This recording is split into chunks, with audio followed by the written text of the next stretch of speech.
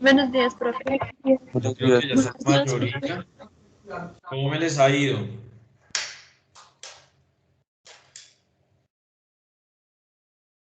Bien, profe, gracias a Dios. Bien, profe. Bueno, me alegra mucho. Bueno.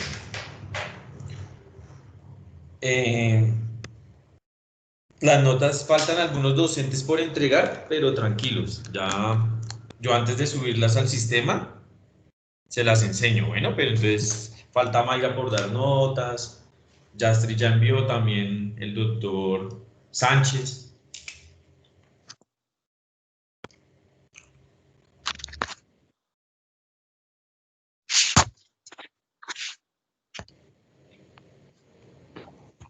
Bueno, y siguiendo con nuestro cronograma,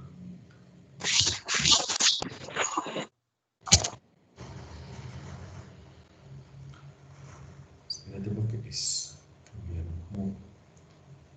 ¿Ahí todos estamos viendo?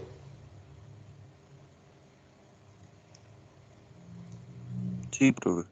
Listo. Ahora sí. Espérate. Ahora no. Pero ahí lo estamos viendo. Ya, profe, ya.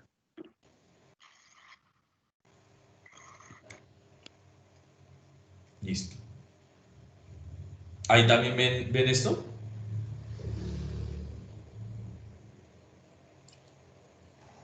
Sí, señor. Bueno, este es el cronograma. Siguiendo el cronograma, entonces dice bloque 2, principio unificador, interacción, locomoción y movimiento. ¿Listo? Entonces, a ver, vamos a ver locomoción y movimiento. Profe, o sea, todo El bloque. el bloque va a ser de, digamos, aparato grupomotor, porque es que, digamos, ayer, no sé si la doctora Mayra se confundió, pero está, como que nos empezó a, ¿Estás nervioso? sí, a explicar nervioso. No, todo es... Es que lo que pasa es que tuvimos que cambiar, digamos, es el bloque 2 por el bloque 3. Porque es que lo que pasa es que, digamos, lo que es locomotor, porque el locomotor comprende hueso, locomotor comprende músculo y con locomotor comprende sistema nervioso, ¿sí? Pero pues como los accidentes óseos, los músculos son bastantes, ¿sí? El doctor Sánchez sugirió que inicialmente comenzáramos entonces con locomotor porque como locomotor era el último bloque, él no alcanzaba a dar todo el tema, ¿sí ves? Entonces lo decidimos cambiar. Yo ahorita le escribo a Mayra, de pronto se pudo haber confundido. Pero Sánchez ya comenzó con locomotor también, me imagino. Sí, Sí. profe. Tranquilo, yo ahorita le digo a Mayra, no hay problema. Y con la doctora Beatriz, ahorita tienen, ¿verdad? No, profe, lo que pasa es que el profesor de anatomía cambió horas con ella, entonces ahorita vamos a ver anatomía porque él nos dijo que el tema era muy largo. Exacto. Bueno. ¿Alguna otra pregunta?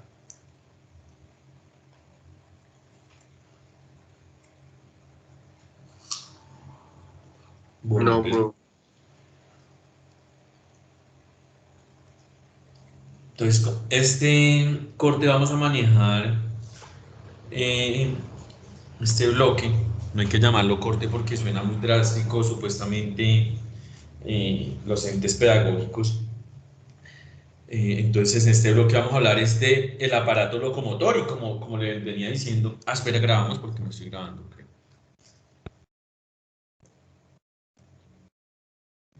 Ya sí está grabando.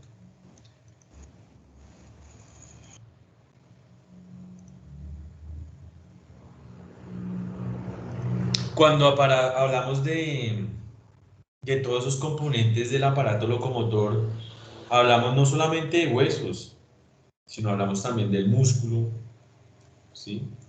muy importante ese músculo. Y el sistema nervioso, ¿sí? Obviamente que el sistema nervioso nos vamos a ir enfocando ya en el último bloque, porque pues vamos a ver cuál es el sistema nervioso somático, ¿sí? En qué se divide ese sistema nervioso. Recuerden que también hablamos de un sistema nervioso central y un sistema nervioso periférico. En el periférico está el somático, que es el que va a, y visceral, que es el que va a generar funciones o va a controlar los movimientos del músculo, ¿sí?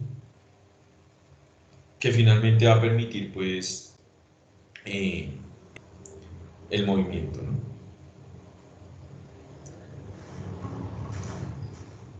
Y cuando inicialmente hablamos del aparato locomotor, empezamos a hablar del hueso, ¿sí? Y también de algo muy importante, del calcio, ¿sí? Entonces recuerden que los huesos se clasifican según su anatomía, en huesos largos, huesos cortos, ¿sí? Huesos que tienen, digamos, diferentes funciones, ¿sí? Una de ellas, recuerden, es el almacenamiento de ese calcio. Y acá tomamos el calcio porque el calcio es muy importante para la contracción muscular, ¿sí? Para el sistema nervioso, ¿sí? Para generar esa sinapsis del sistema nervioso. El calcio inclusive es catalogado como, como una hormona, inclusive algunos le caben esos, o le nombran como una hormona, porque ese calcio va a generar funciones multisistémicas, ¿sí? Y el primer almacenamiento del calcio es el hueso. Recuerden que el hueso, el calcio está, con el calcio está unido con el fósforo en forma de hidroxiapatrita, ¿sí? Es una forma en la cual está depositado el calcio. Este hueso no solamente tiene funciones de sostén, ¿sí? Sino tiene también otras funciones.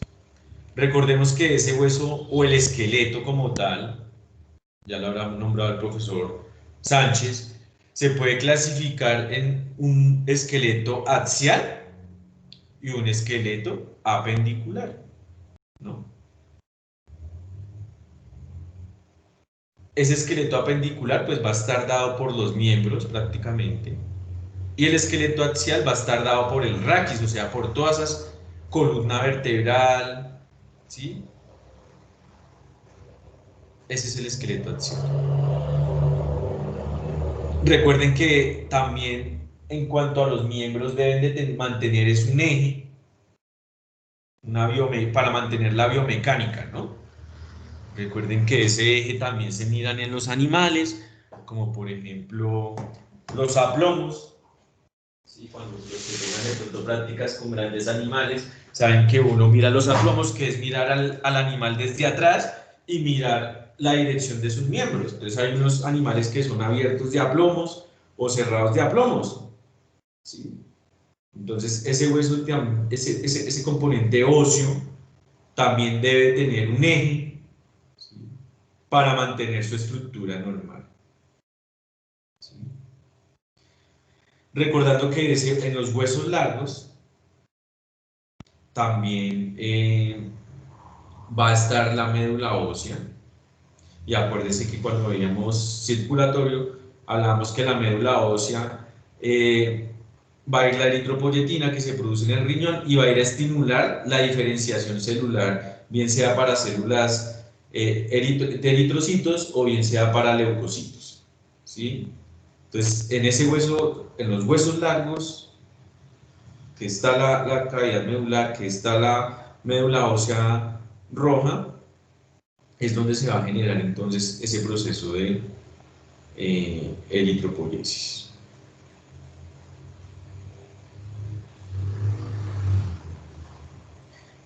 Recordando también las funciones del hueso. Entonces, forma el esqueleto o el sistema esquelético y poseen varias funciones, muchachos. Una mecánica, ¿sí?, de sostén, ¿sí? Inclusive esa mecánica, acuérdense que algunos huesos son de protección. Por ejemplo, el cráneo va a proteger el encéfalo, ¿sí? Por ejemplo, las costillas y el esternón van a proteger el corazón y van a proteger la cavidad, los órganos de la cavidad torácica, los pulmones, manteniendo presiones diferentes dentro de esa cavidad torácica, ¿sí?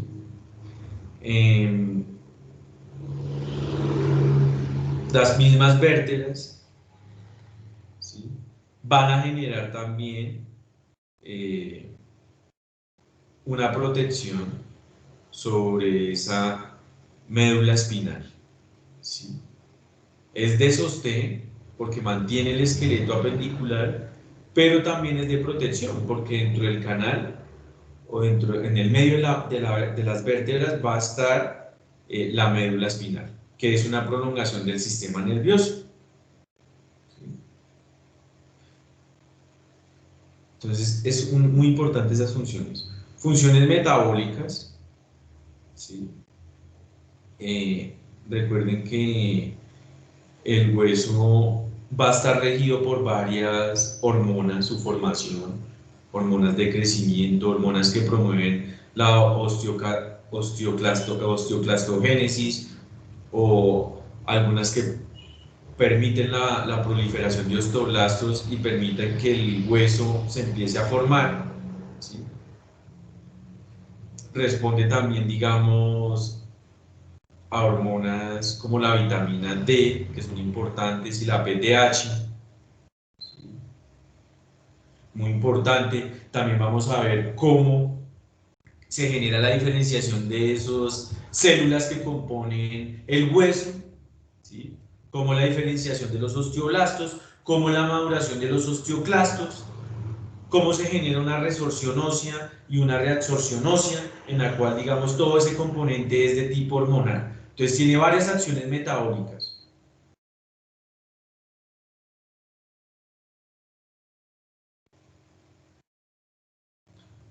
Se produce también una síntesis de células. Recuerden que como ese hueso ahorita vamos a ver, un componente importante va a ser la médula ósea roja.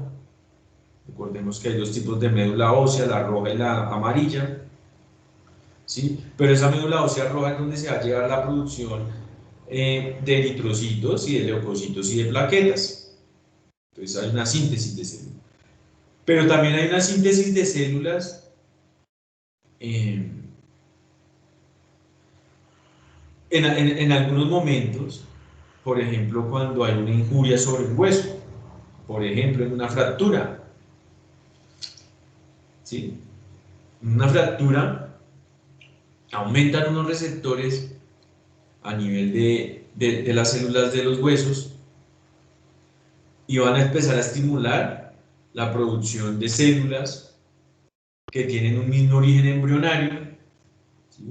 Se lo va a aclarar un poco más la doctora Beatriz, ¿sí? Pero la diferenciación de dónde ocurre, las células, porque ya lo vamos a ver para que no nos confundamos, pero hay una gran síntesis celular. En las acciones mecánicas, entonces tenemos la estructura o de sostén, recuerden, cuando lo clasificamos en estructura de sostén, se puede clasificar el hueso o el esqueleto en esqueleto axial, como les mencionaba, y apendicular. ¿Cuál es el esqueleto apendicular? Los miembros. Y el esqueleto axial, el raquis.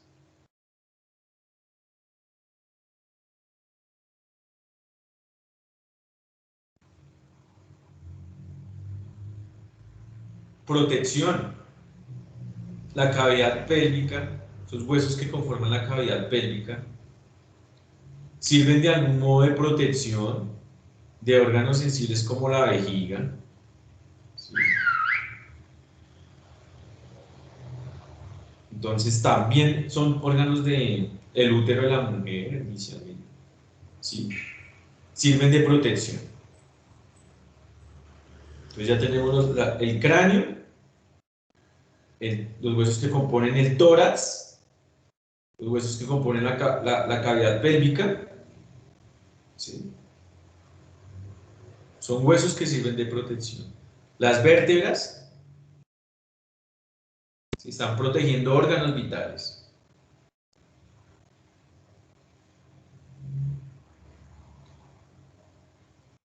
En su acción mecánica también cabe el movimiento, ¿sí?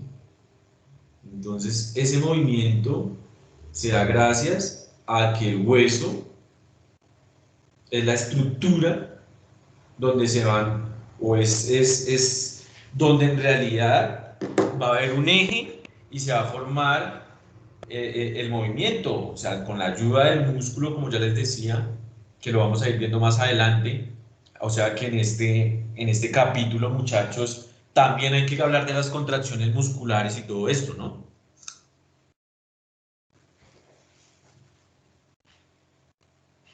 Recordando los ejes podofalángicos. Hay una biomecánica del movimiento. ¿Y la biomecánica del movimiento de qué habla? De que hay ciertos ángulos y ciertos ejes en el cual el hueso debe ir normalmente, con ciertos ángulos, digamos ciertos ángulos, un ejemplo puede ser la rodilla, ¿sí? Si hay una pérdida de esa angulación, posiblemente vamos a tener problemas en la rodilla. Y ahí es donde empezamos a mirar en realidad algunos animalitos, como les digo, uno en una evaluación clínica, digamos en grandes animales se miran los aplomos. Si uno va a comprar el ganado, uno mira también aplomos, ¿sí? Que es mirar desde varios puntos de vista, por lo general desde atrás, cómo está ese direccionamiento de los miembros posteriores, ¿sí? En los perritos pequeños, uno cuando llega a la clínica ve pacientes que van a tener problemas en la formación ósea, posiblemente debido a un raquitismo. Y el raquitismo da muy fácil en el cachorro, bien sea por un déficit de calcio en la dieta o porque no les da sol, ¿sí? Acuérdense que esos rayos ultravioleta finalmente permiten, ¿sí?, que haya una liberación de la vitamina D. Y esa vitamina D, cuando se activa en el 1.25 dihidroxicolecalciferol, va a permitir la absorción intestinal de calcio debido a que expresa una proteína que se llama la calvindina, ¿sí? Como el calcio es un ion divalente, su transporte a través del enterocito se ve un poco más dificultoso, por lo tanto tiene que utilizar una proteína transportadora que va a ser la calvindina, ¿sí? Y se permite así la absorción de calcio. Pero la 1.25 dihidroxicolecalciferol no solamente actúa ahí en el intestino, sino también actúa en los túbulos renales, también aumentando la absorción de calcio, ¿sí? Y esa 1.25 dihidroxicolecalciferol también permite la activación, ¿sí?, o la diferenciación en algún momento de los osteoclastos o de los osteoblastos.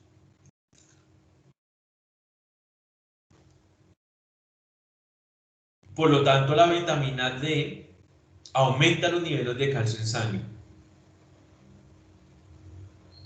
¿sí? Estos problemas de movimiento, vamos a ver pacientes que en realidad por su déficit va a haber un encorvamiento, va a haber una alteración de esos huesecitos, inclusive son predisponentes a las fracturas, ¿sí? Y son pacientes que de pronto la mamá murió y no alcanzó a generar una buena lactancia. Inicialmente le van a llegar a ustedes en la clínica así. Ojo, porque si también estamos hablando de movimiento, nosotros en la clínica, porque a mí me gusta hacer la fisiología práctica, hablarles de ejemplos de la vida real, porque yo les puedo hablar de todas las proteínas y de toda la regulación de calcio, pero si no les pongo esos ejemplos prácticos, pues ustedes la información no la van a poner en práctica y no va a servir de nada, porque al final se puede olvidar, ¿sí? Entonces es práctico. Nosotros cuando vemos alteraciones también en el movimiento, lo podemos ver por un déficit de calcio. ¿Cómo se va a llamar un déficit de calcio? Una hipocalcemia.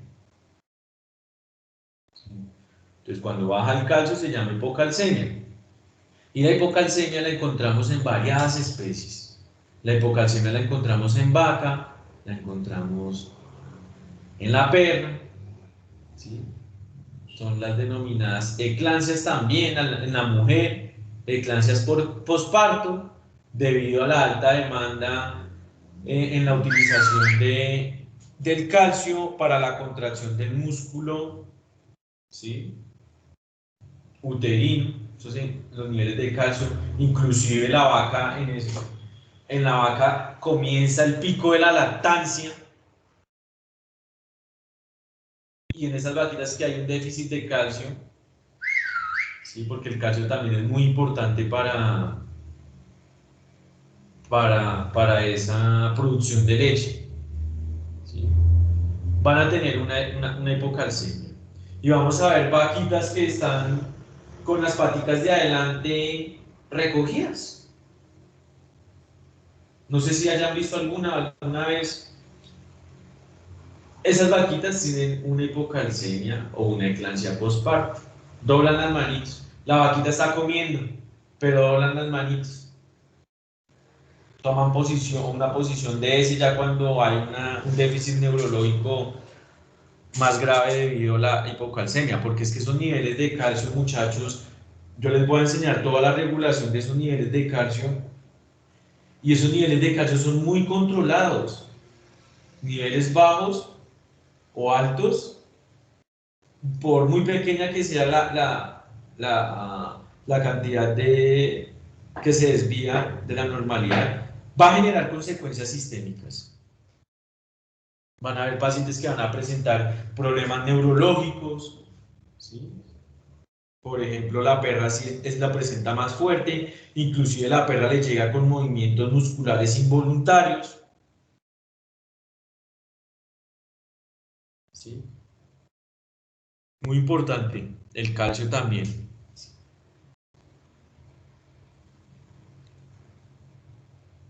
Hay unos huesos que nos ayudan a la traducción del sonido, como son los huesos que forman el oído, lo que son el yunque, el estribo, ¿sí? El martillo, todos esos huesecillos van a generar una traducción del sonido.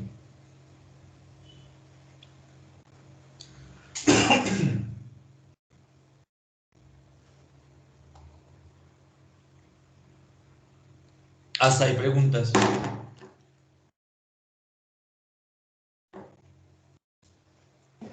Profe, no me quedó muy claro lo de la transducción de sonido. Hay unos huesecitos especiales que son el yunque, el martillo y el estribo, que forman el oído interno. Entonces, ese oído interno, acuérdate que cuando llegan las ondas sonoras, recuérdense que el sonido siempre viaja en ondas, si hay ondas de baja o de alta frecuencia, y esas ondas van a chocar contra el tímpano finalmente. Y el tímpano es una membrana, ¿sí? Esa vibración de esa membrana, de ese tímpano, permite el estímulo de los huesecillos que conforman el oído interno. Y esos huesecillos van a sentir esas vibraciones, ¿sí? Esas vibraciones van a generar que esos huesecillos también capten la vibración y que estimule la tróclea, ¿sí? Y ya con la hemolinfa se determina, digamos, qué tipo de sonido es, qué señal se envía al sistema nervioso central, ¿sí? Pero finalmente las señales que genera el sonido siempre van a ser una onda de vibraciones, ¿sí ves? Y esas ondas de vibraciones son captadas por el tímpano, los huesecillos se ven involucrados para finalmente desarrollar qué tipo de señal van a llevar al sistema nervioso. Sí, porque recuerda que esa traducción del sonido es un órgano especial, es un órgano sensorial. Y nosotros vamos a ver órganos sensoriales, pero en el sistema nervioso. Gracias. Espérame un segundo.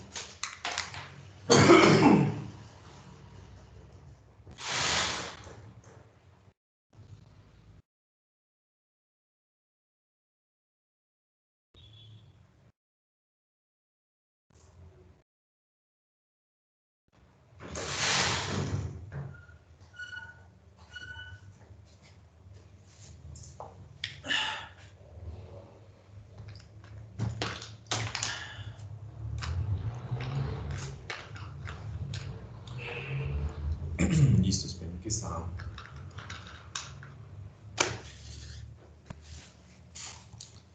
Listo.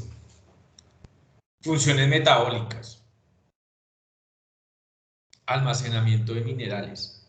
¿Qué minerales? El calcio, el fósforo. ¿Sí? ¿Cómo se almacenan estos minerales? En forma de hidroxiapatita. Entonces la hidroxiapatita es una combinación entre el calcio, un gran contenido de calcio es el doble de fósforo, ¿sí? Unidos gracias al flúor, ¿sí? Y son una disposición de minerales. Y así es como se deposita ese calcio y ese fósforo. ¿Y por qué el calcio? Por eso les digo que hay que entender el calcio y por eso se los mostraba desde un inicio. Cuando hablamos de hueso, prácticamente también hablamos de calcio.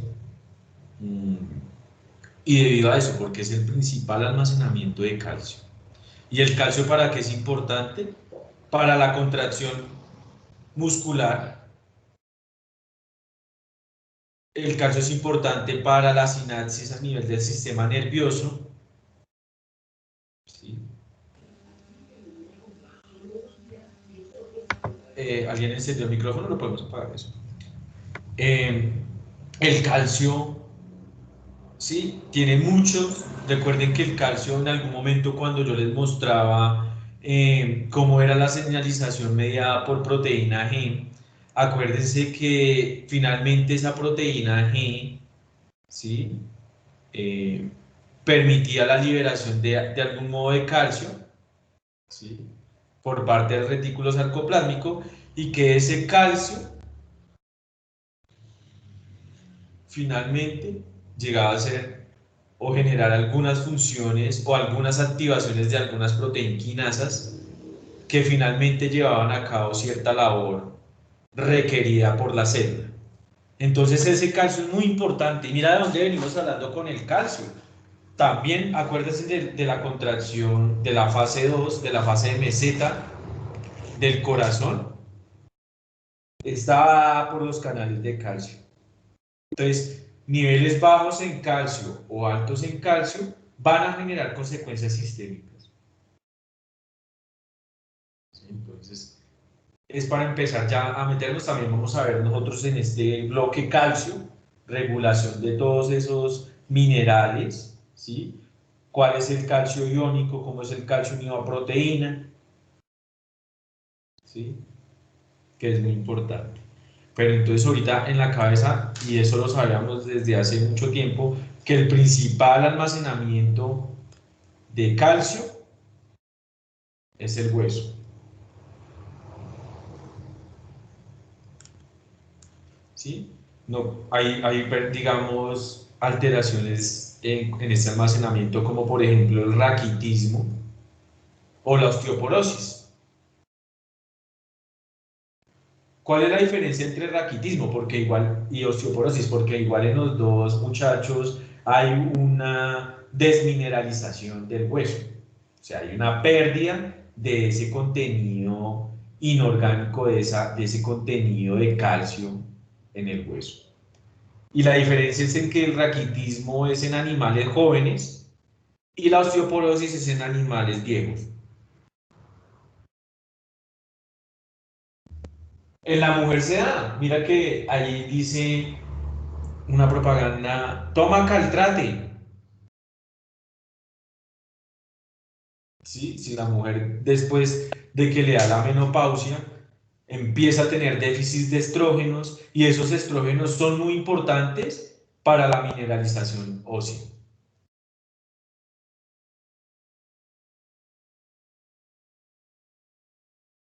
Lo mismo, como les decía, el sol, por ejemplo, ¿por qué creen ustedes que a los presos, las personas que están presas, los sacan por lo menos media hora al sol?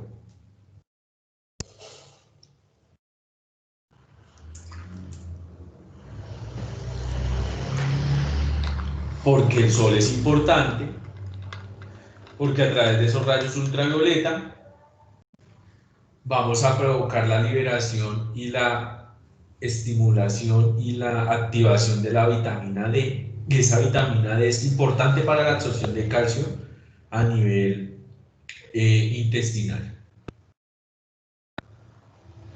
Y la vitamina D entonces es muy importante, esa vitamina D también va a aumentar la absorción a nivel de los túbulos renales, como ya les mencionaba anteriormente.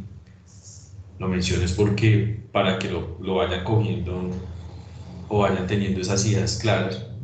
La vitamina D también puede activar la PTH, que es la hormona paratiroidea. ¿Sí?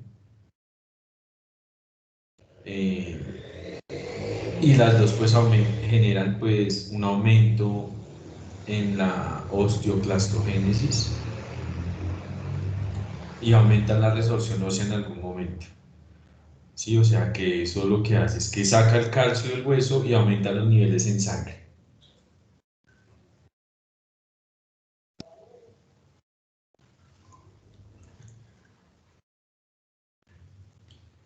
Almacenamiento de grasa. Cuando hablamos del almacenamiento de grasa, estamos refiriéndonos a la médula ósea amarilla.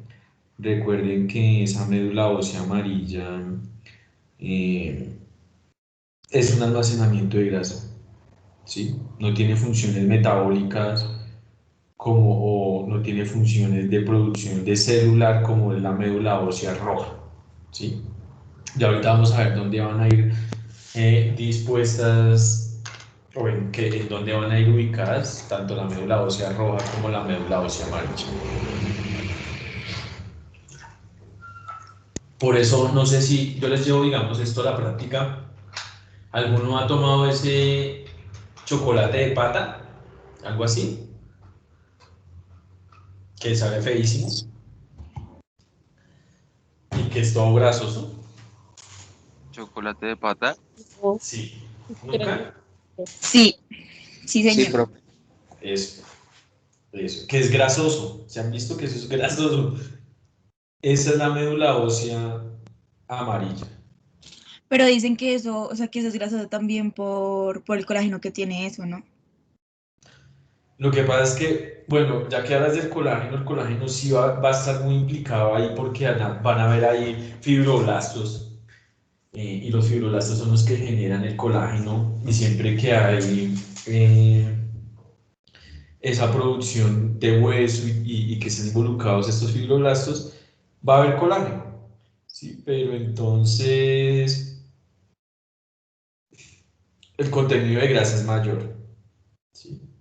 Obviamente que dicen que es una grasa buena, porque es una grasa en el cual nosotros tenemos el tejido adiposo y ese tejido adiposo hay varios, un tejido adiposo pardo o oscuro o marrón y un tejido adiposo amarillo o blanco, ¿sí? Y el tejido adiposo amarillo blanco es un tejido adiposo en el cual las células no están hiperplásicas, no está hipertrofiado ese tejido tampoco. En cambio, el tejido adiposo marrón o oscuro es un tejido adiposo malo. ¿Sí ves? Por lo general, el tejido adiposo que está en la médula ósea amarilla es un tejido adiposo blanco o adipocitos amarillos, o sea, que es bueno, o sea, es solamente almacenamiento, la célula no hay conforma, o sea, la célula no está alterada, diferente al tejido adiposo pardo que se deposita por lo general a nivel visceral. Y ese sí es malo.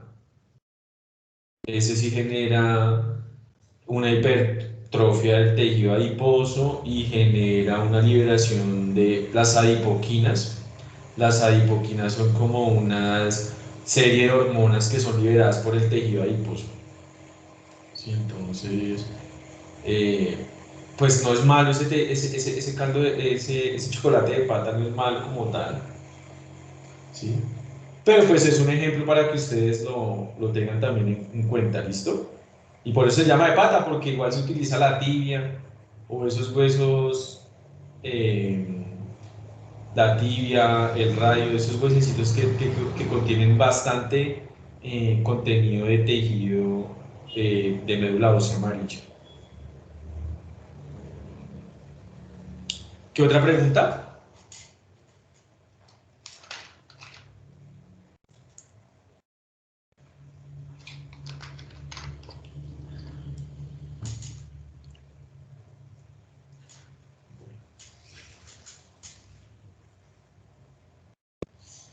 Y mira la función endocrina que tiene el hueso.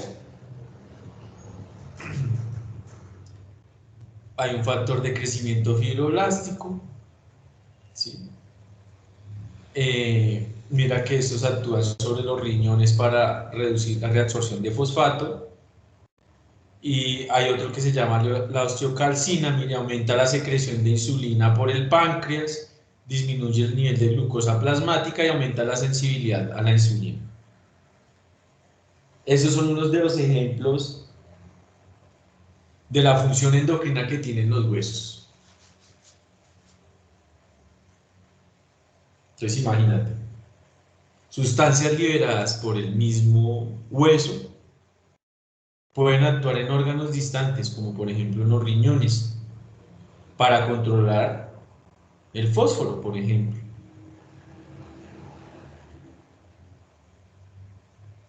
¿Sí?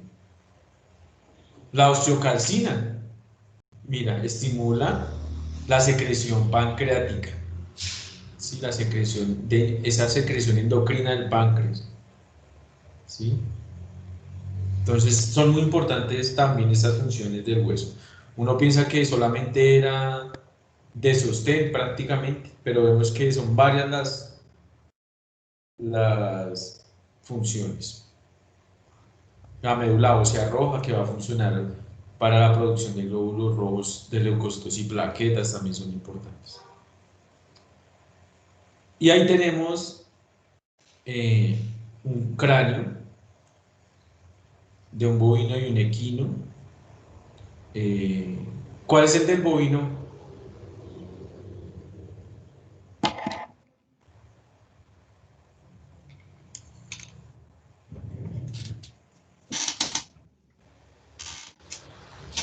¿Cuál quieren ustedes que es el del bovino? ¿Este o este? El de la derecha, El de la derecha, profe. ¿Este? Derecha, Sí. profe. Sí. Este es el del bovino, sí.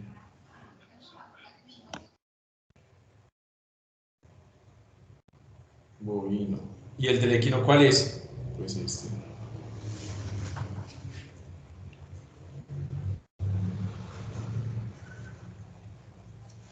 ¿Sí? Y mira cómo este cráneo, ¿sí? Va a generar una protección sobre el sistema nervioso. ¿Sí? Si nosotros partimos este cráneo a la mitad, vamos a ver que aquí vamos a encontrar donde va a estar depositado el encéfalo. ¿Sí? y es de protección. De los ojos también, mira. ¿Sí? La órbita ósea, que es ese huesecillo que está formando el ojito, o donde va a estar dispuesto el ojo, también sirve de protección. Nosotros, en los pequeños animales, venga a ver si no tengo de pequeños animales. Nosotros, si vemos el perro o el gato, vemos que hay unos pacientes que son una raza braquicefálica. ¿Sí? Porque los perros se clasifican dependiendo de su anatomía. ¿Sí? Y esa anatomía es mucho. Entonces, esos braquicefálicos, ¿cuáles son? Los chatos. Como por ejemplo el pug. Como por ejemplo el shih tzu. ¿Sí? Como por ejemplo el boxer. El pequinés. Todos estos son perros braquicéfalos. ¿Sí? En el gato es el persa, por ejemplo. ¿Sí? Ese persa es un gato chato. ¿Sí? Su anatomía es totalmente diferente. Entonces, para que también lo tengamos en cuenta. ¿Sí? Entonces, no tanto en las especies mayores, porque prácticamente va a ser lo mismo, obviamente que sí van a haber unos cambios fenotípicos, ¿sí? Pero las características son las mismas. Pero en los perros lo podemos clasificar también por esa anatomía del cráneo. Por ejemplo, tenemos el Bull Terrier, el Pastor Collie, que es el Lassie, ¿sí? Estos son perros dólicocéfalos.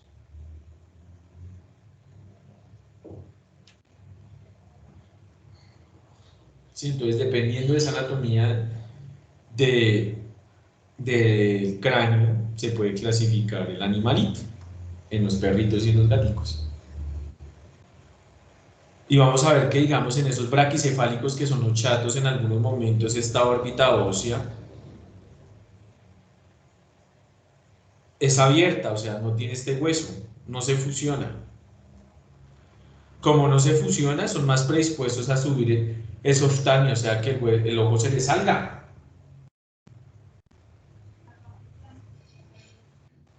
¿Sí? Entonces son perros que, ¡pum!, un accidente y lo que primero se les salió fue el ojo. ¿Sí? Los puts son muy predispuestos a eso. Entonces vemos cómo ese cráneo, cómo ese hueso genera también unas particularidades y unas funciones fenotípicas y anatómicas muy importantes. ¿Sí?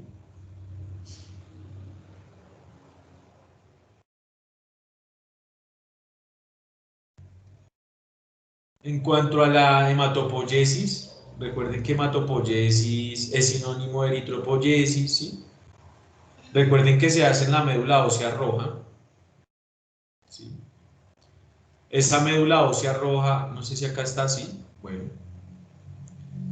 Recuerden, muchachos, que el hueso se puede clasificar en tres partes, ¿verdad? O en tres porciones. La epífisis,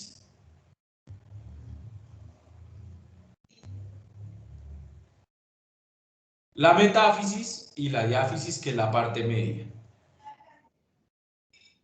La médula ósea roja va a estar entre la metáfisis y la epífisis. Y la médula ósea amarilla va a estar en la diáfisis, que es en la parte media. Recuerden que también uno ubica ese hueso. Acuérdense, yo no sé si ahorita tengo una imagen. Entonces, epífisis,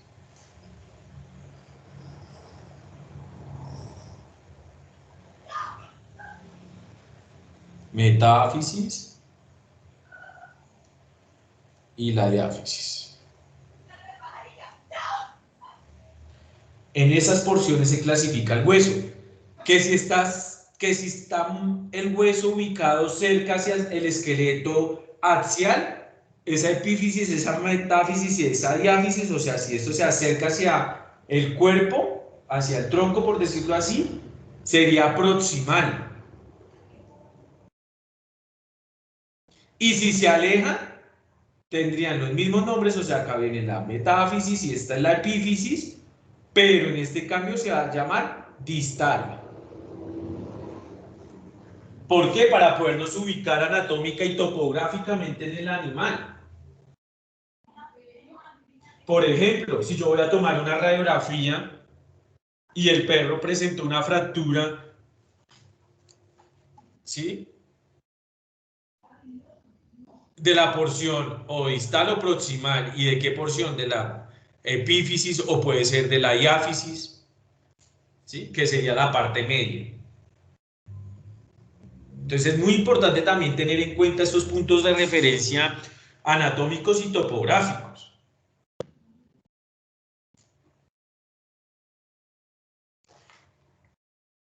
Esa médula ósea roja entonces se encuentra en el tejido esponjoso de los huesos largos y se encargará de la formación de células sanguíneas.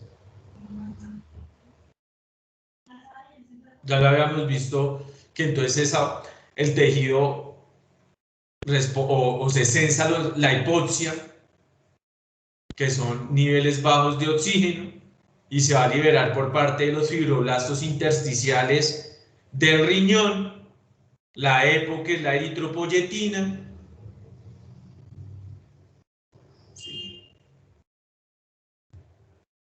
y va a ir a estimular entonces la formación o diferenciación de las líneas de células, ya la habíamos hablado, células formadoras de granulocitos y monocitos, que después se va a dirigir a las células blásticas y que finalmente va a producir el eritrocito. Lo vimos en el bloque pasado, ustedes ya lo tienen claro.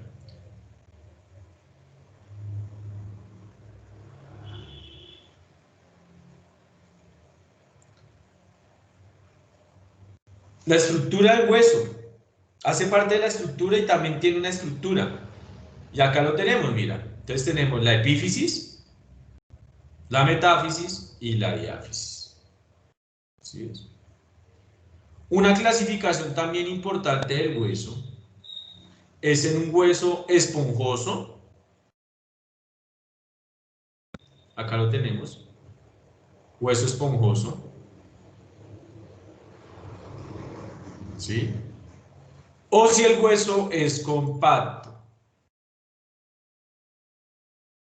¿Sí? ¿En qué se diferencia? Este es el hueso esponjoso o hueso trabecular, o sea que forma trabéculas, o sea que forma una especie de espacios en el cual va a ir la médula ósea roja. A eso le llamamos trabécula. Le voy a dar un ejemplo. Mis ejemplos no sé, son de la vida común. Cuando a uno le hace la mamá un caldo de hueso, ¿sí?, y usted se chupa el hueso y le sale como agüita, ¿sí?, ese es un hueso esponjoso, ¿sí? Mirando cómo va la disposición de las laminillas, ahorita vamos a ver, de las laminillas, cómo va esa disposición, y dependiendo de eso forman espacios, cavernaciones, ¿sí? Por eso se llama hueso trabecular.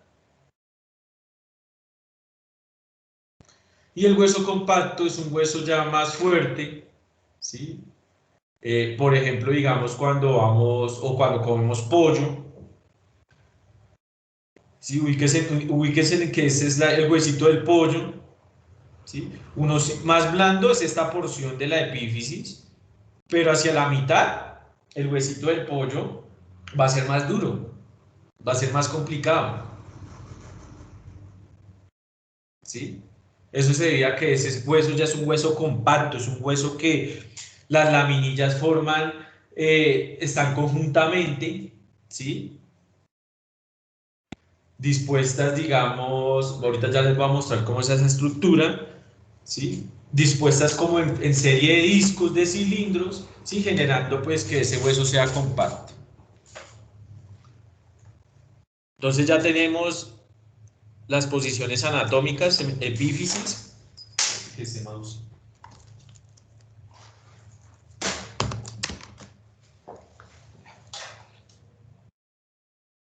epífisis, metáfisis y diáfisis. Si se acerca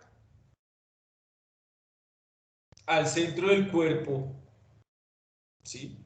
O si se acerca al esqueleto axial, va a ser proximal. Y si se aleja, va a ser distal. Por lo tanto, si este es, digamos, el fémur, tenemos acá la cabeza del fémur, que es la que articula con el acetábulo, ¿sí? Si la fractura ocurre acá, o si yo voy a tomar la placa radiográfica acá, entonces va a ser en la epífisis proximal del fémur.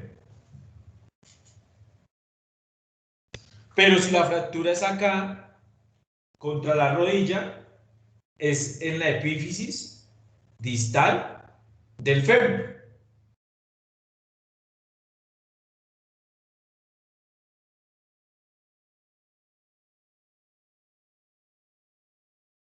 Listo.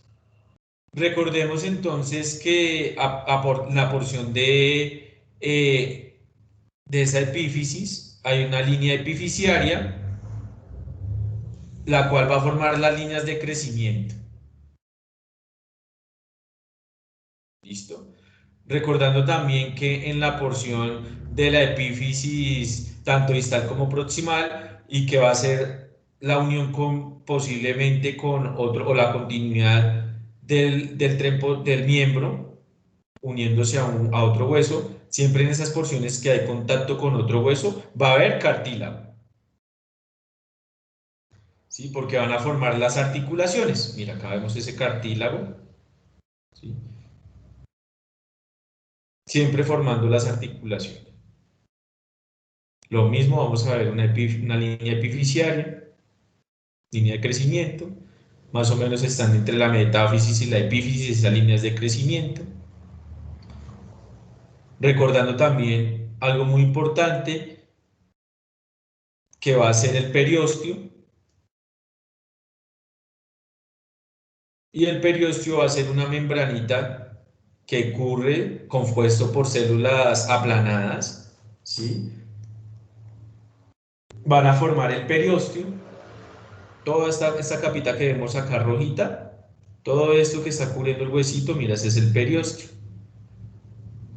¿sí? El periósteo es el que en realidad contiene la mayor cantidad de células nerviosas, o sea que el periósteo es lo que más duele del hueso. Y por dentro del hueso tenemos la cavidad medular, ¿sí? Y en contacto con esa cavidad medular, acá donde estoy haciendo otra lineecita roja, por esa porción también van a haber células aplanadas que van a formar el endostio. ¿Y por qué les menciono el endostio? Porque a partir del endostio es donde se va a llevar la osteoclastogénesis, o sea, la resorción ósea. Y está por dentro del hueso.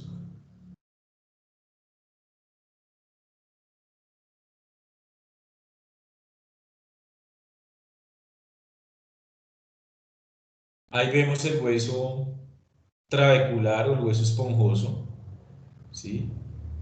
Es este que forma así, ya el hueso compacto prácticamente todo sería como este que está acá, un hueso más duro, formando cilindros. Hasta acá preguntas.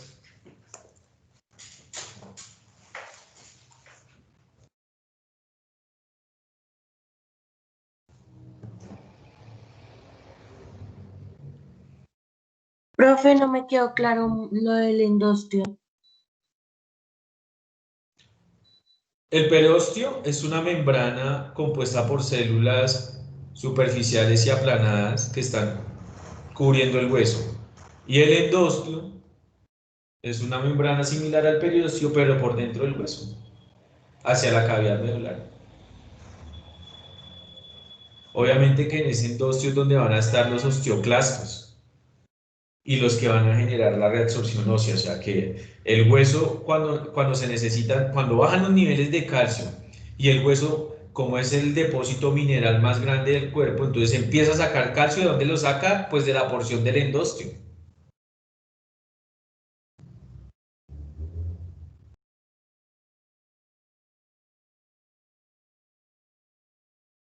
¿Alguna otra pregunta?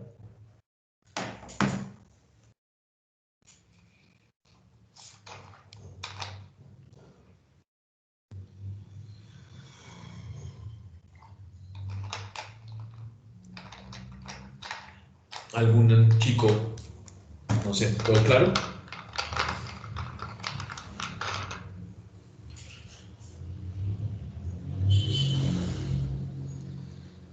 Sí, profe. Listo. Ahora, viendo este hueso, también hay que mirar que hay una porción orgánica y una porción inorgánica. La porción orgánica es la que va a estar compuesto por algún tipo de células. Vamos a ver también que hay colágeno, como mencionaba alguna compañera. Y la inorgánica es el aporte o el aporte mineral, como está depositado. Por lo tanto, en el hueso hay una clasificación también, ¿sí? Y la unidad estructural del hueso se llama el ostión o la ostiona.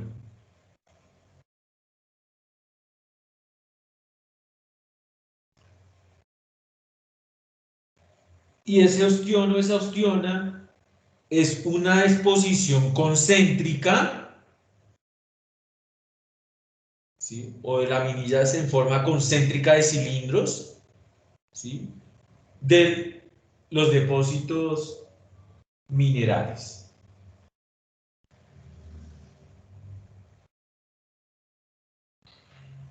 Sí, entonces vamos a ver un ostión. Mira que son cilindros que se van depositando concéntricamente. ¿Qué significa eso? Que se van a ir formando hacia adentro, compactando hasta finalmente encapsular una arteria de la ostiona o ostional que queda en el centro de cada ostión. ¿Sí? A partir de esas vasos sanguíneos se van a ir depositando de forma concéntrica, ¿sí? Esos minerales, ¿sí? Haz de cuenta, ustedes han visto el acetato que era con el que escuchaban los abuelos las canciones, que tiene como en cada canción una serie de, una línea marcando, ¿sí? Así es la disposición, pero son cilindros.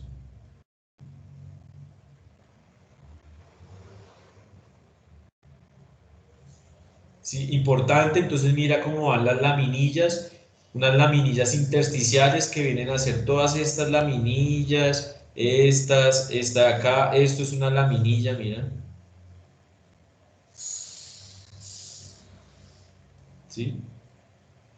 Y esas laminillas ubicadas en formas concéntricas, esas laminillas que están formadas también en cilindros, forman cilindros, ¿sí? Son los que finalmente entonces van a formar el ostión o la ostiona, ¿sí? Mira dónde está acá el periósteo. El periósteo, ¿sí? Vamos a ver unos canales importantes de esa ostiona, que va a ser el canal de Haversiano, ¿sí? En el cual van a venir tanto la arteria ostional como la vena. ¿Sí? Mira cómo se dan disposición. Mira, mira, vamos a ver las laminillas. Mira, estas laminillas. Mira, acá viene. Voy a pintar esta, espera, la pintamos de otro color. Verde, este. Mira, acá toman una foto desde arriba, como la laminilla. Miren, aquí va. Y acá se hace un corte de la laminilla, un corte longitudinal, mira.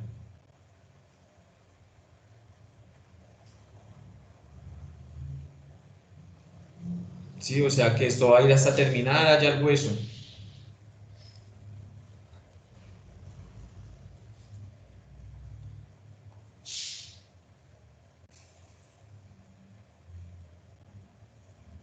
¿Sí?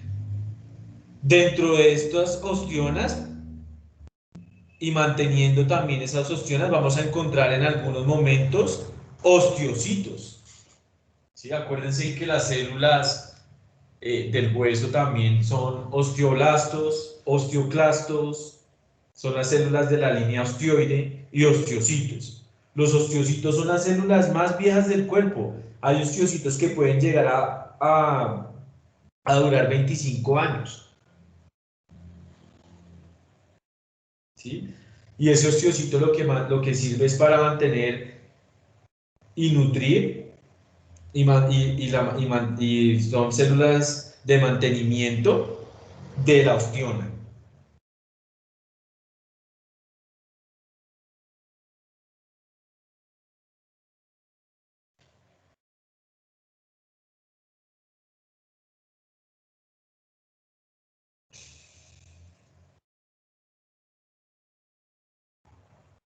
Vamos a tener diferentes canales que sencillamente pues van a transportar vasos sanguíneos, ¿sí? Tenemos uno que es longitudinal, que va a ser el canal haversiano, y otro que va a ser transversal, que van a ser los canales de Volmans.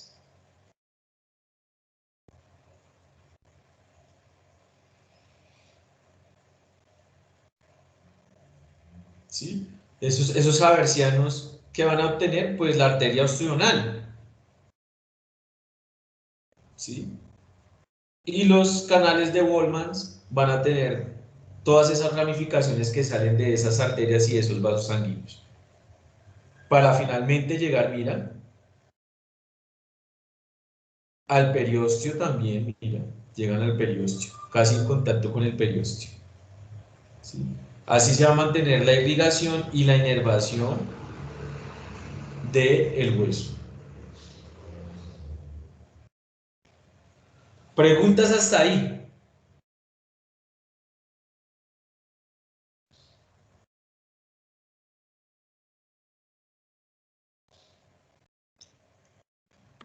Sí, profe, ¿será que tú puedes volver a repetir lo del canal?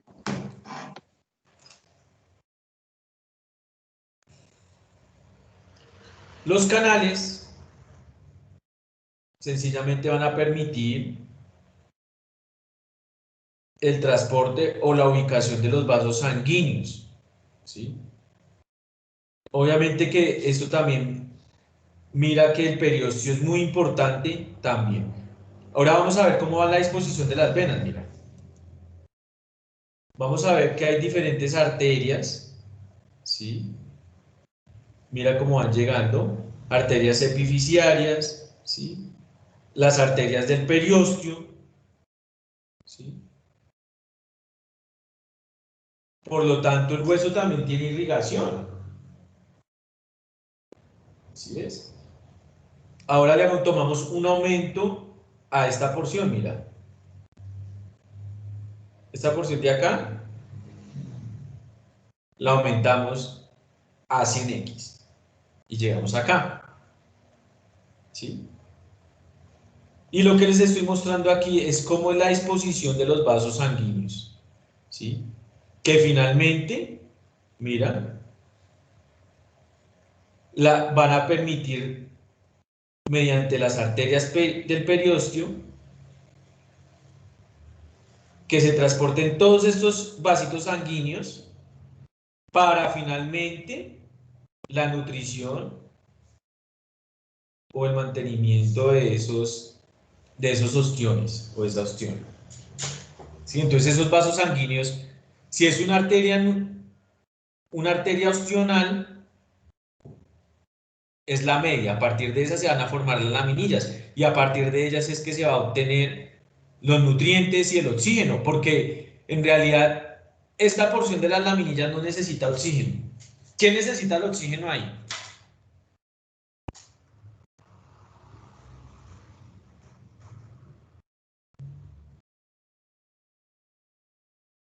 Porque si decimos que estas laminillas son formas de colágeno, de fibras de colágeno en el cual se depositan la hidroxiapatita, ¿sí? Y forman la estructura ósea, la estructura rígida del hueso, esa osteona, esa unidad estructural. Y si esto es mineral, ¿ustedes qué creen? ¿Que esto necesita oxígeno o no?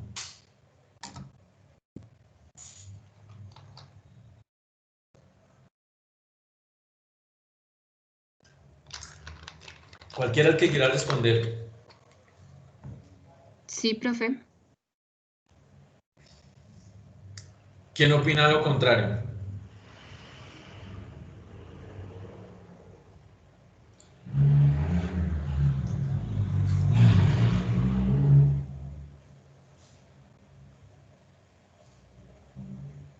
A ver, otra intervención. Profe, pues yo creería que sí, porque no sé, la verdad no sé, pero si el hueso está irrigado, pues también necesitará oxígeno para hacer intercambios. No sé si sea así, la verdad.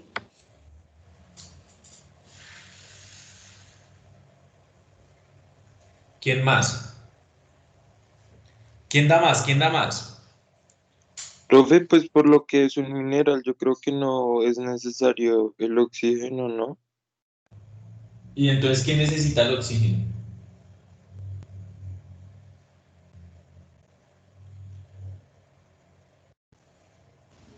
¿No serían los vasos sanguíneos que necesitan el oxígeno?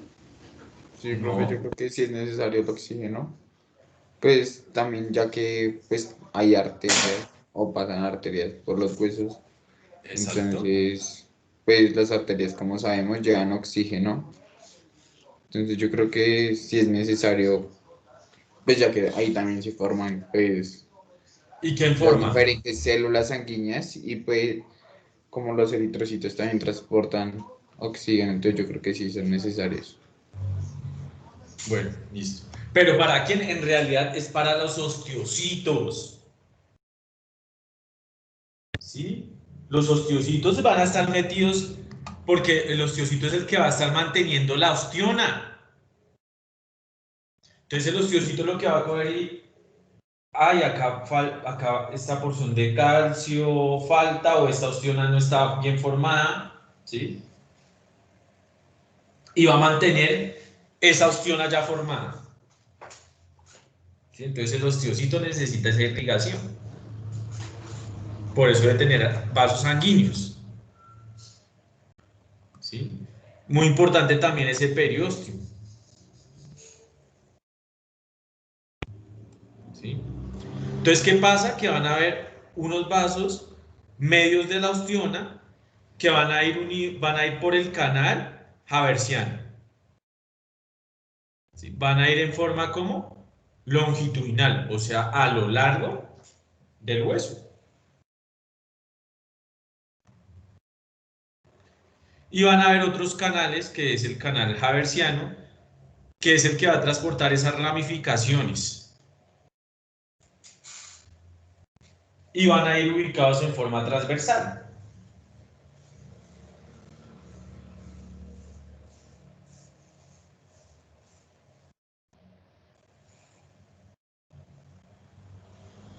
Ahora, ¿cómo es la disposición de esos vasos sanguíneos? Entonces,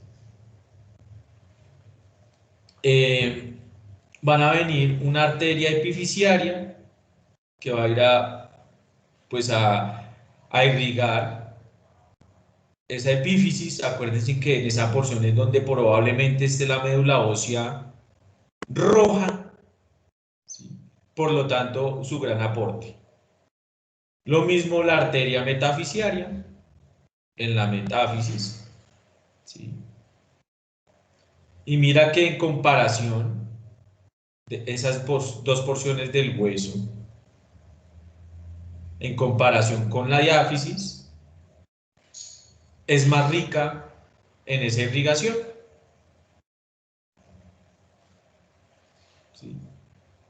A nivel de la diáfisis, vamos a ver que hay una arteria nutricia, ¿sí? Y que a partir de esa arteria nutricia se va a ir ramificando unas arterias periostales o del periósteo, ¿sí? Porque en realidad este periósteo tiene unas células, y es muy importante, ahí están las células limitantes, que son las células que mantienen una estructura del hueso como tal, ¿sí? Que no crezca el hueso hacia afuera, por decirlo así. En realidad esa es la función de tanto el periósteo y el endostio, mantener la laminilla, ¿sí? Con su forma adecuada, que no se crezca ni para allá ni que se crezca para adentro, ¿sí es? Porque entonces si no le saldría una bola en los huesos cuando se estén formando. Entonces el periósteo en realidad es como una capa especial que mantiene la forma o estructura de ese hueso compacto. Por lo tanto, esas células del periósteo también deben de estar bastante irrigadas, ¿sí? Entonces vamos a ver que en realidad, como ahorita les explicaba, hacia el hueso compacto, ¿sí? Solo la porción de la epífisis, del periósteo, perdón, es la que se va a nutrir, porque el hueso, el resto está formado por la osteona, que no necesita nutrición, solamente el que necesita en esos casos sería el osteocito.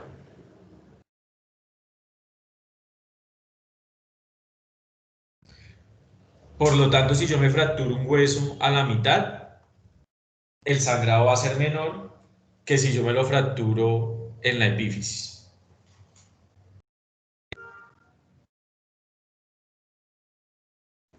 Obviamente que ese periósteo es importante porque ahí es donde van a ir las células también nerviosas, esas células sensitivas, esas células que van a percibir el dolor, también están ubicadas en el periósteo. Hasta acá preguntas.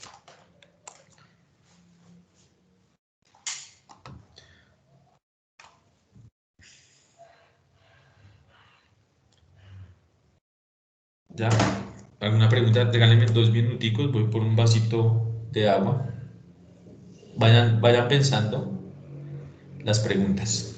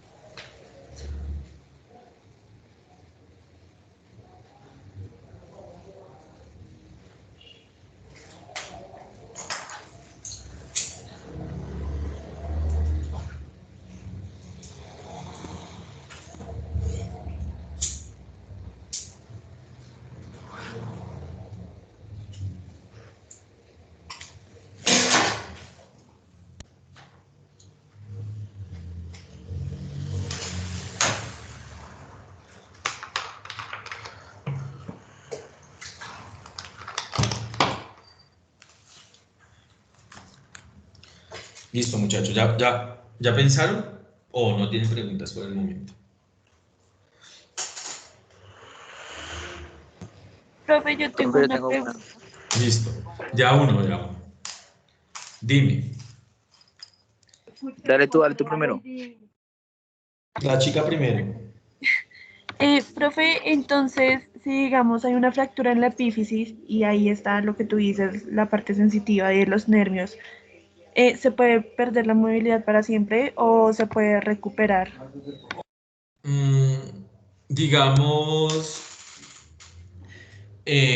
el control motor no solamente va a estar dado por esa porción, sino, digamos, hay nervios principales, ¿sí? Cuando se ve afectado ese nervio principal, recuerden que los nervios van, por lo general, vienen hacia la cara medial del miembro, ¿sí es? Entonces, digamos, si hay una lesión de ese nervio, se puede perder la movilidad. O si hay de pronto algo que esté lesionando o comprimiendo el nervio, se puede perder la movilidad y el dolor va a ser también tremendo. Entonces, sí hay terapias hoy en día que pueden recuperar eso, terapias alternativas, ¿sí? Obviamente que ya dependiendo hay fisioterapia ya, ¿no?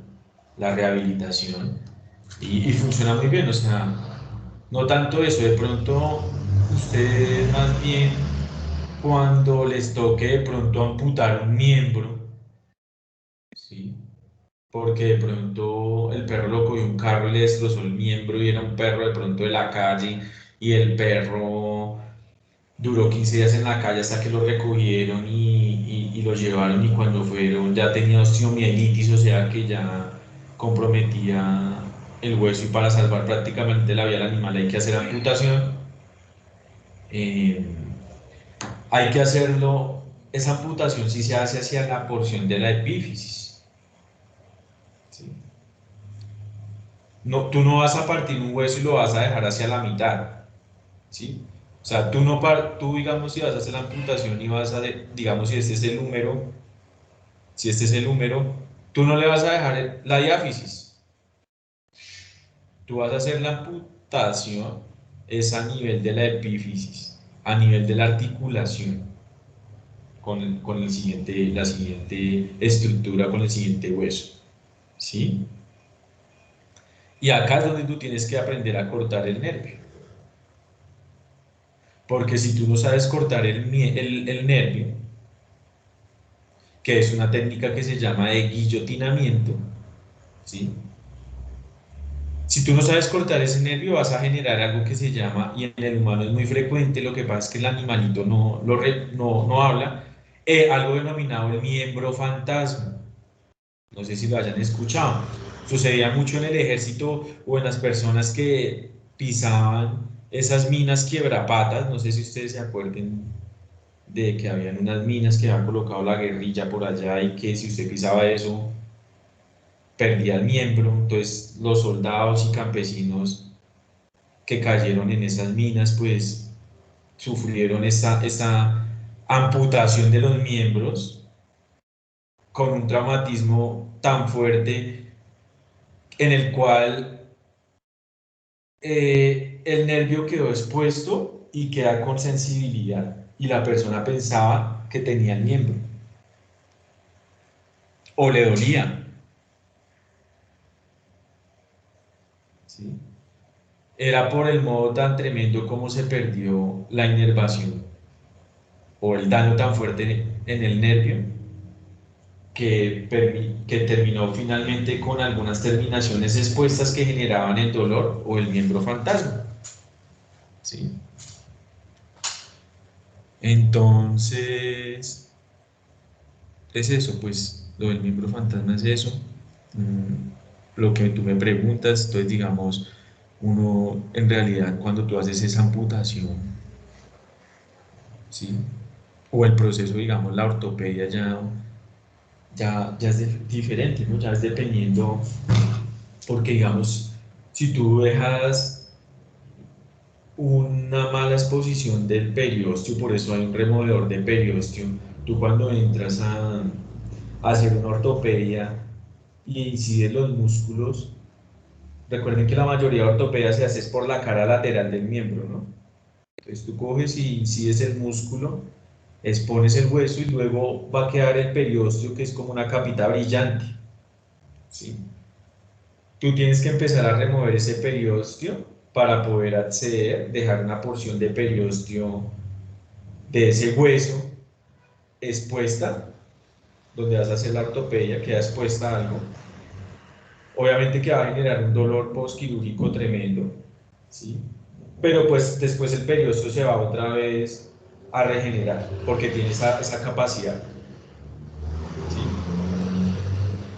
Profe, y entonces de pronto podría haber una posible necrosis, si hay, digamos, una fractura de un perro de la calle en la parte de la epífisis, puede haber una posible No, necrosis o no se puede dar. no, en realidad no hay necrosis como tal, aunque hay una enfermedad, ya ahorita te la nombro, pero lo que son los osteocitos, que son los que están manteniendo la estructura que es la ostiona, sí son muy sensibles a la hipoxia. Entonces, esos osteocitos que yo te decía que nosotros tenemos osteocitos de 25 años, ¿sí? O sea, que son las células más viejas que tú tienes en tu cuerpo, mueren, ¿sí? Porque esos traumatismos van a generar una hipoxia, ¿sí? Que llegue el perro a generar la necrosis de huesos no va a generarse porque eso es un proceso muy fuerte, pero sí hay una hipoxia en el sitio, algunos osteocitos se vieron influenciados, murieron, ¿sí? Y se rompió la estructura de la osteona. ¿Sí es?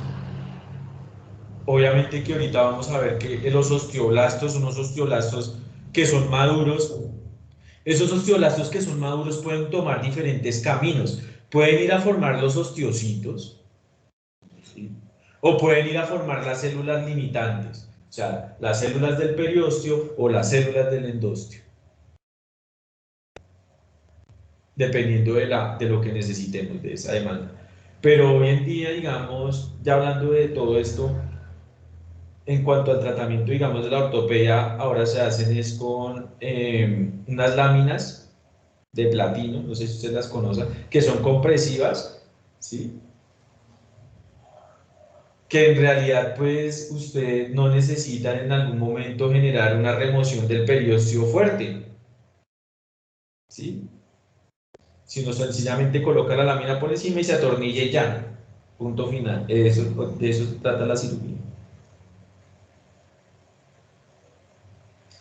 Antes la cirugía era más difícil porque la cirugía era, igual depende de la fractura, pero eso tocaba con clavo intramedular, fijadores externos, ¿sí?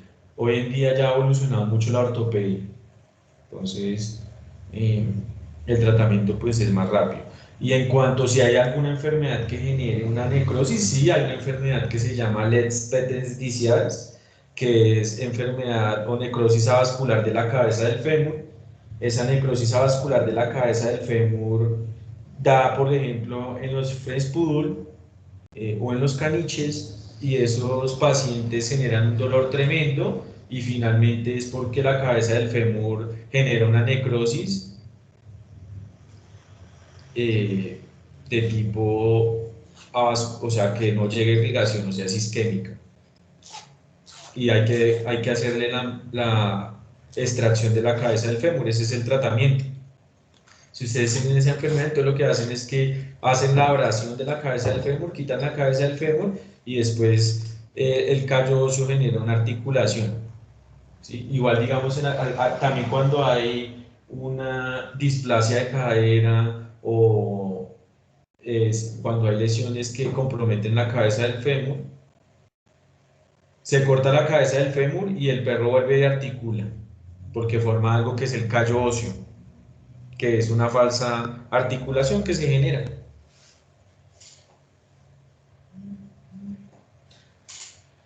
Diferente en el humano, ¿no? Porque en el humano toca hacer, es más complicado. Dime. Listo, profe, la verdad son cosas que uno lo dejan como, uno cree que simplemente los huesos son como la formación del esqueleto y ya, pero son cosas en serio bastante interesantes. Dale. ¿Y el otro chico que quería preguntar? No, profe, ya con la respuesta de mi compañera ya me quedó claro. Listo.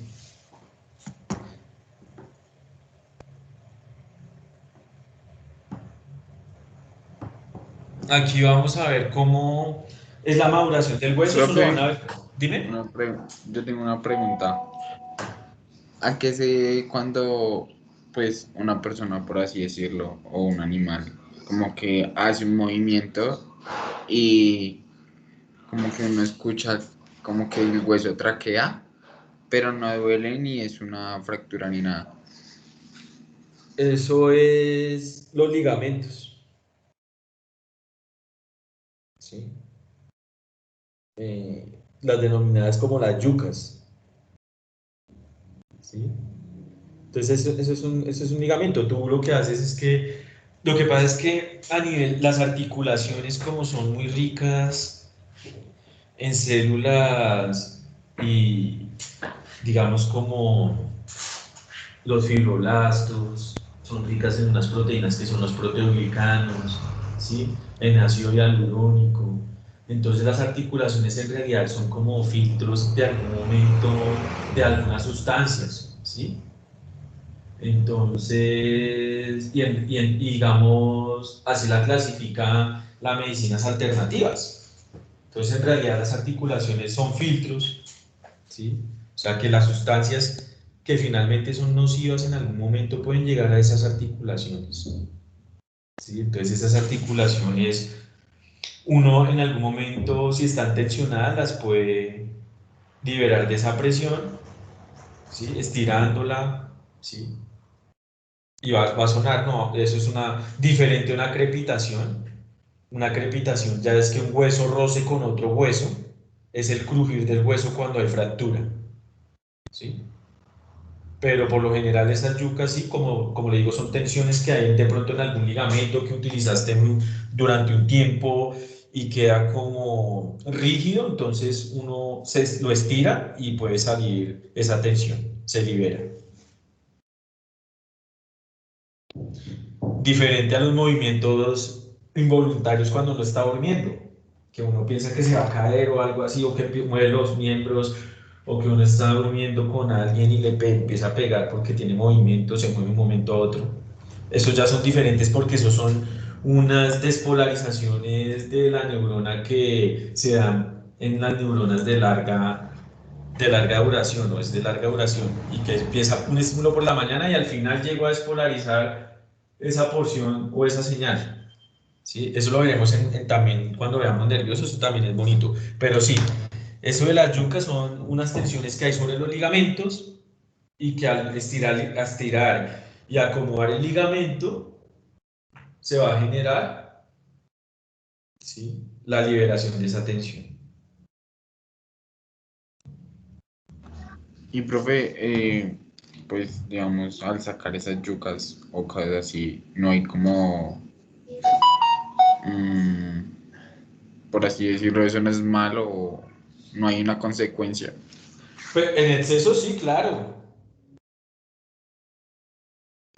Si tú ves en exceso sí puede generar problemas, ¿sí? Porque Profe, ¿qué digamos, problemas podría generar? Digamos, más que todo, pues las mamás dicen que no es bueno sacarse mucho las yucas de los dedos, ¿sí? ajá, Que como que genera sacarse por mucho. tú puedes romper un ligamento.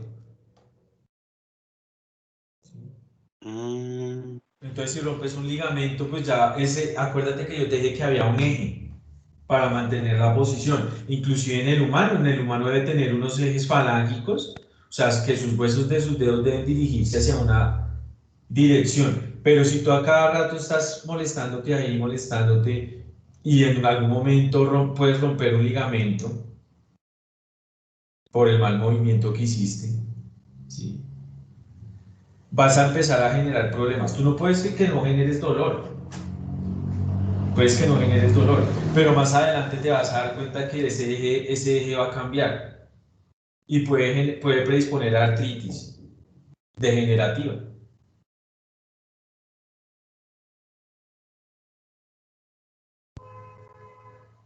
vale, profe. Vale, profe, gracias. Bueno,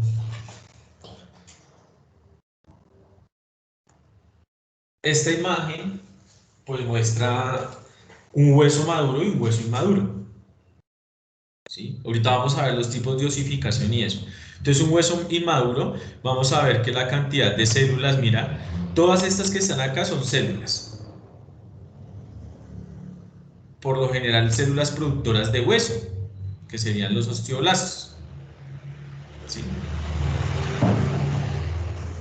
Y acá vemos el hueso maduro, ya con una composición mineral más grande, más organizada, mira. Acá era donde yo les mostraba que la ostión aparece de algún modo desde un corte transversal, como los acetatos de los discos.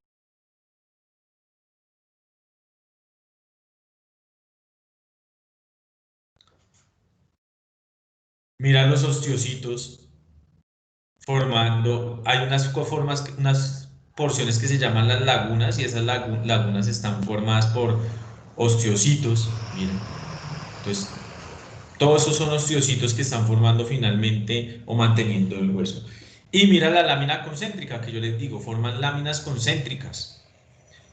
¿A partir de dónde? De un vaso sanguíneo, como les mostraba anteriormente.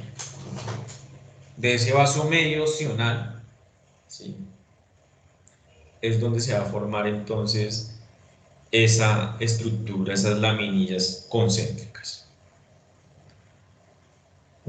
Hay un osteoclasto. Si está este osteoclasto, ¿ustedes por dónde? ¿Dónde está el hueso? ¿Por dónde están viendo el hueso?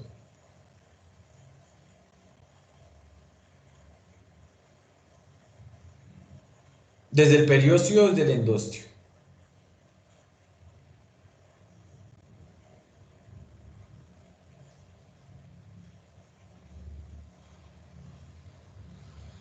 Desde el endostio, bueno. O sea, acá está viendo el hueso desde el endostio.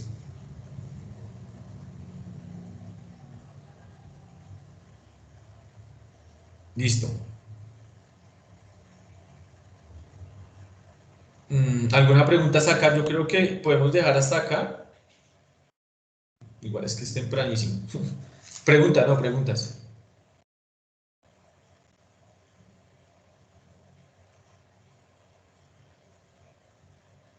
Listo. Bueno, muchachos.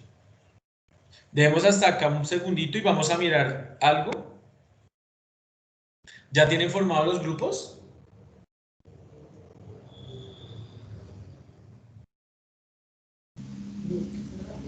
Sí, profe.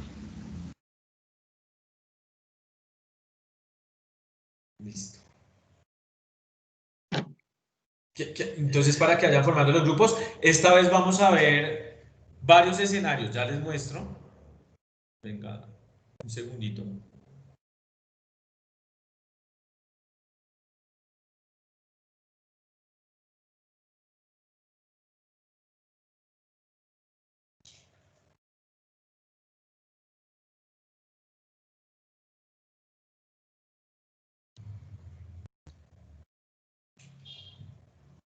Listo. ¿Cuántos grupos salieron? Profe, son los mismos grupos, 7. Listo. Listo. Cuadremos de una vez eso. Ya les tengo acá. Profe, una pregunta. Dime. ¿Van a ser los mismos, o sea, vas a escoger diferentes especies a cada grupo o es solo una especie?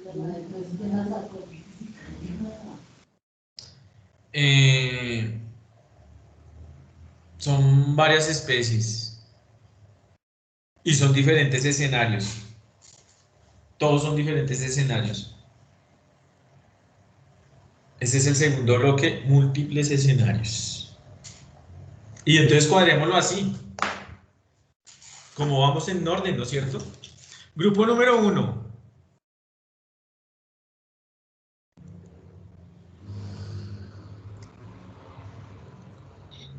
Sí, profe.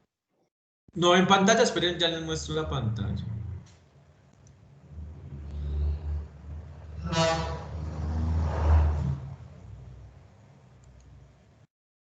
¿Ahí ven la pantalla? Sí, profe. ¿Ahí la ven? Sí, profe. Ahí, estoy en Word. Grupo número 1. Ese es su escenario problema.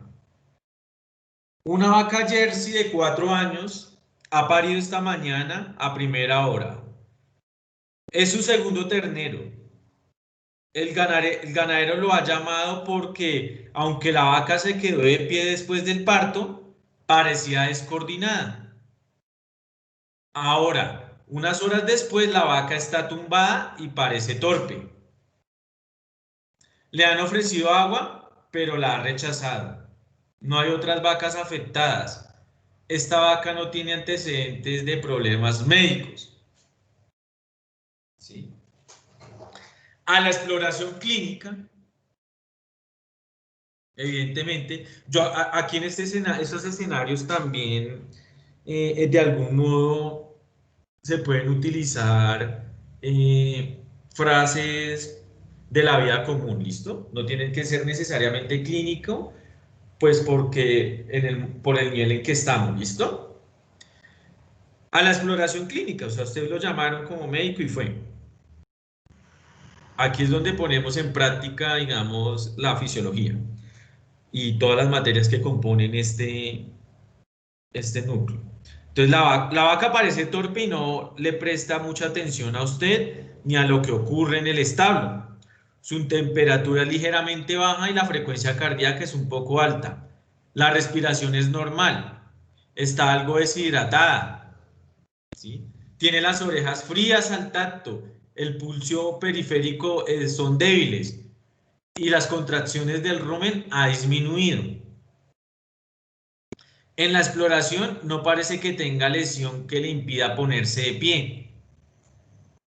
La exploración neurológica breve que usted realiza es normal y la vaca presenta una curva como forma de S en la columna vertebral.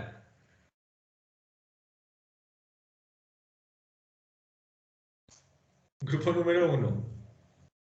Palabras claves: parálisis, descoordinación, parto reciente, columna vertebral en forma de S.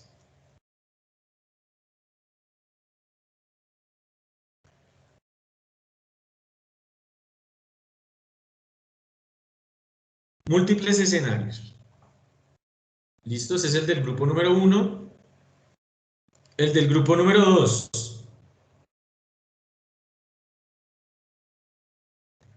Usted examina una hembra de Golden Retriever de 4 años. Su dueño describe que la perra presentó dificultad para el parto y que fue hace 4 días.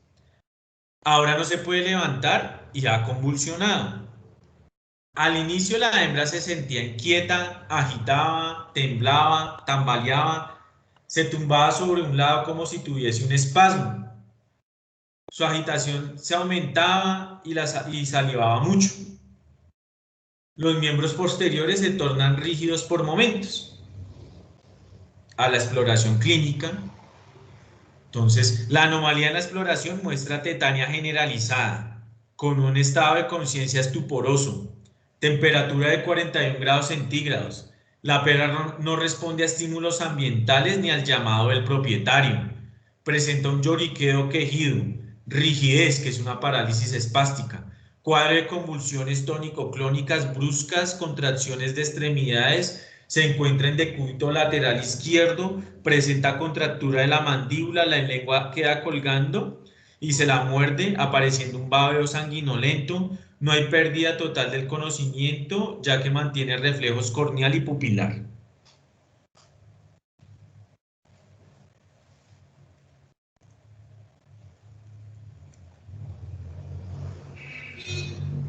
Grupo número 3.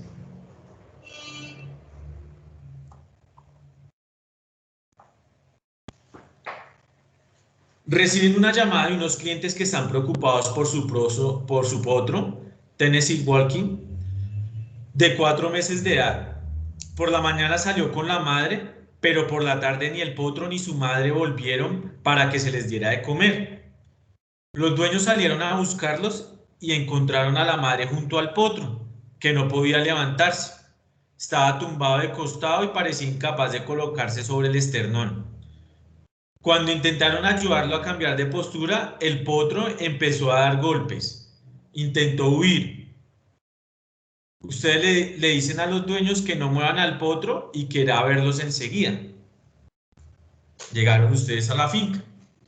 Y entonces, a la exploración clínica, El potro parece atento, pero siente mucho dolor y no puede ponerse de pie. La temperatura, el pulso y la respiración están levemente aumentados. A lo largo del área cervical, en la región C1 a C3, se aprecia una tumefacción que es dura, como si fuese un hueso, y tiene algo de líquido, que significa que hay inflamación. La zona inflamada crepita. Esa crepitación es un sonido de chisporroteo o de crujir causado por la fricción de los fragmentos del hueso, lo que le hace pensar que hay una fractura. No se observa inflamación o traumatismos en otras zonas. La exploración neurológica revela que los nervios craneales son normales. Los reflejos del bíceps y del tríceps de las patas delanteras están aumentados en ambos lados. Existe un dolor y aumento bilateral de la sensibilidad cutánea en la extremidad posterior de la respuesta femoral ciática y tibial están aumentadas.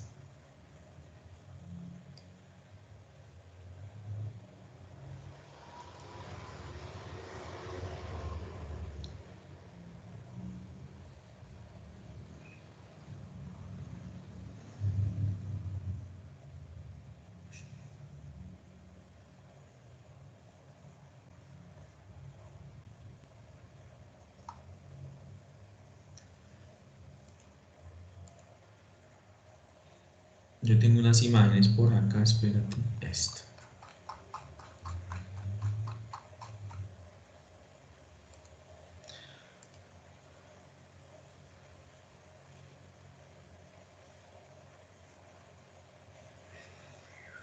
Grupo 4, espérate. Espérate, le busco aquí uno al grupo 4 porque este del cerdo no me gusta.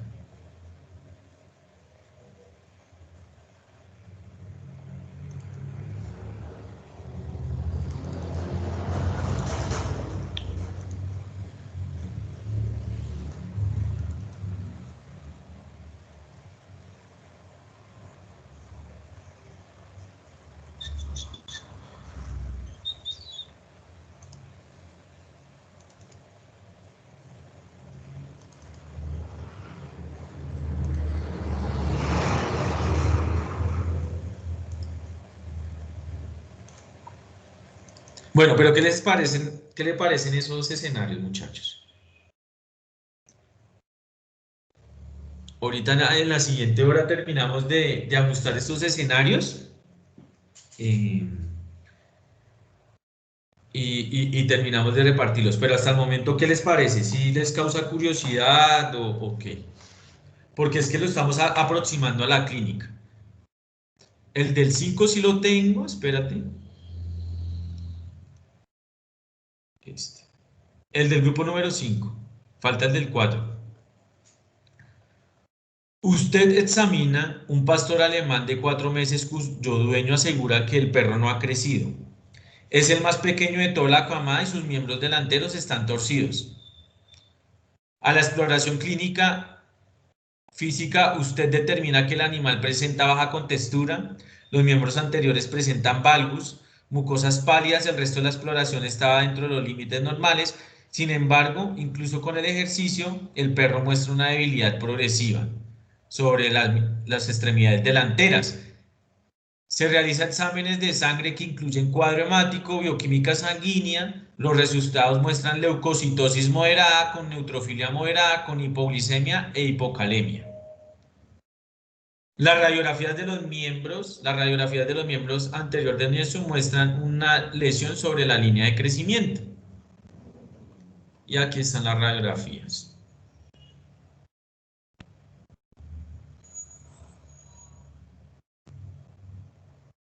¿Sí las vemos? Sí, señor. Listo.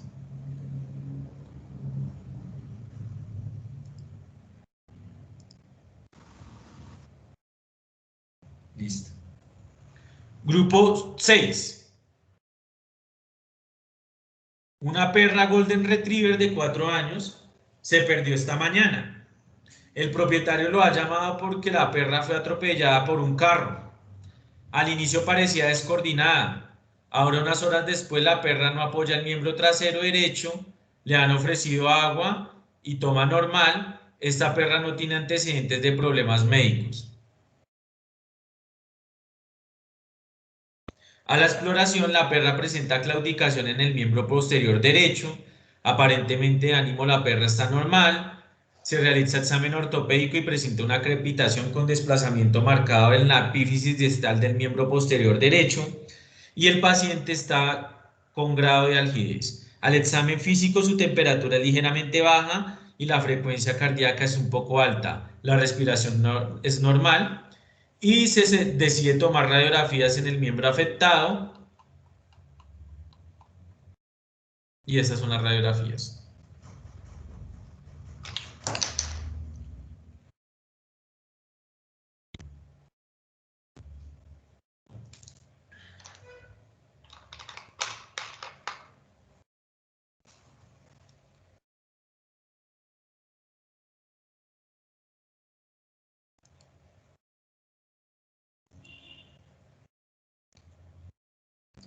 Y si el grupo 4, dejémoslo con eso. Es algo muy bueno. Sí. ¿Cuál es el grupo 4? Nosotros, profe. Ah, bueno, listo. No, mira, nota este. Este es bueno, este es su escenario. Sí. Lo han llamado para trabajar como asistente en un hospital veterinario. Los especialistas de grandes animales y anestesiólogos acaban de anestesiar un cerdo con alotano. El animal comienza a sufrir espasmos y su temperatura aumenta. A la exploración clínica, han cerrado el alotano. El cerdo está rígido, con la temperatura y la frecuencia cardíaca aumentada. Y también la respiratoria, o sea que está con taquipnea. Se realizan exámenes de laboratorio y los análisis demuestran que sus enzimas musculares han aumentado debido a lesiones musculares que está con acidemia y acidosis.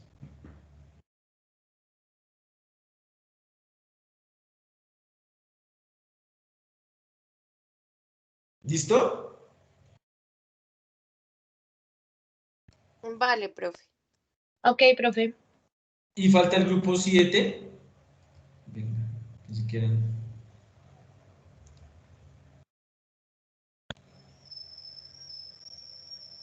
El grupo 7.